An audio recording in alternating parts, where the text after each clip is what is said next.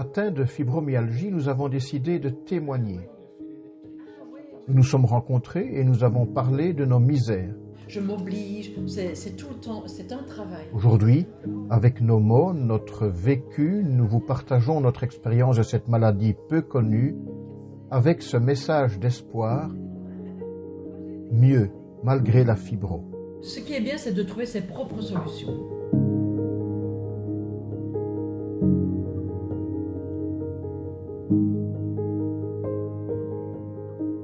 Bonjour, bienvenue chez nous avec un soleil d'été et aujourd'hui ça tombe bien parce que avec Jacqueline, bonjour Jacqueline. Bonjour André. Avec Jacqueline, nous allons parler d'un sujet qui lui tient à cœur, des Couleurs.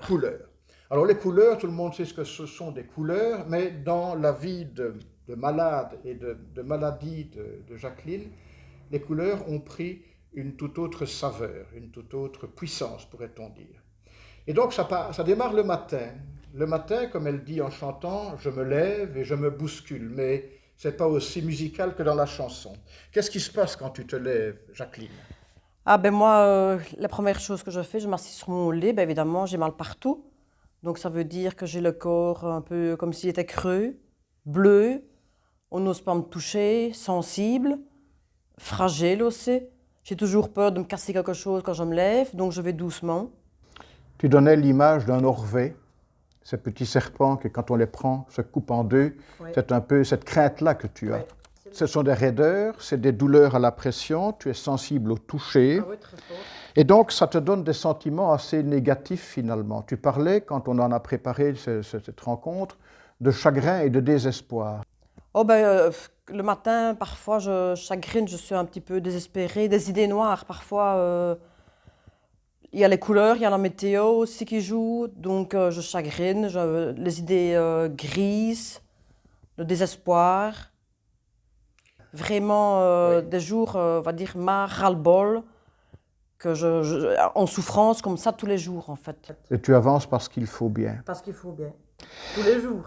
Tous les jours. Et tout d'un coup, il y a quelque chose qui prend vie dans ton esprit, c'est le principe de la couleur. Ouais. C'est pas pour rien qu'ici on a mis des nuages et que derrière un de ces nuages, il y a un soleil. Pourquoi les couleurs? En fait, je me suis rendu compte un jour, en allant dans ma garde-robe m'habiller, que j'ai essayé de m'imposer des couleurs. Donc, je regardais, parce que moi, je suis quand même quelqu'un à mettre beaucoup de sombre. Et alors, je vais dans la garde-robe et j'essaie d'aller vers les couleurs.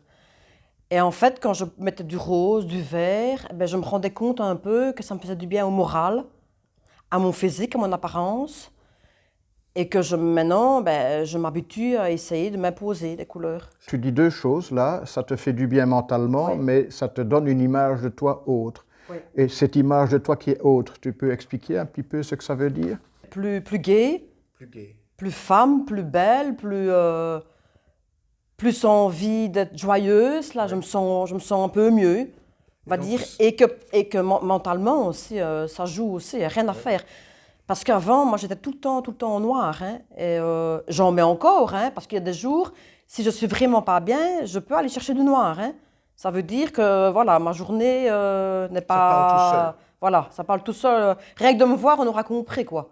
Mais maintenant, même dans les magasins et tout, j'essaye d'aller, hop, va chercher des couleurs. Je parle toute seule parfois, et je vais dans les rayons et je me dis, allez, prends de la couleur. Le soleil est là, la vie est belle, je dis, allez... Pour le mental, fais ton choix, quoi. Voilà. Et donc, tu prends des couleurs. Oui, je prends des couleurs. Et tu te sens, dis-tu, plus joyeuse. Oui.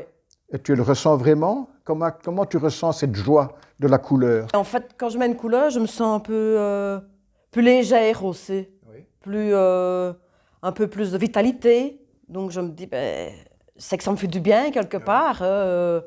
Mais une positive attitude, je vais dire, l'image de moi-même. Et...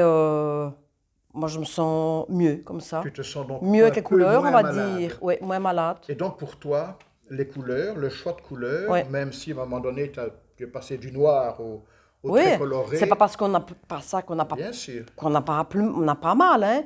Mais c'est peut-être un peu le fond de chez moi, mais moi, je me sens mieux avec des couleurs. C'est ça. Donc, quand tu parles de la maladie fibromyalgie comme ta petite sœur, Ouais. tout d'un coup, tu as une petite sœur qui a plus de couleurs. Ah ouais, elle fait partie de moi, elle est là tous les jours, j'avance avec, c'est ma petite sœur, parce que bon, j'ai pas de frères et sœurs, donc je me dis la maladie, ben, elle est chez moi, ma petite sœur, elle me suit partout, Mais tu la mets en couleur. mais je la mets en couleur. Eh bien, si vous aussi, vous pensez qu'il est possible de se sentir mieux malgré la maladie et de passer du gris au coloré, ben, n'hésitez pas à faire comme Jacqueline. Mais franchement, il faut essayer, parce que psychologiquement, il n'y a rien à faire, ça fait du bien quand même. Ben voilà, Voilà. vous avez entendu le message. À bientôt. Merci André. Psychologiquement, il n'y a rien à faire, ça fait du bien quand même.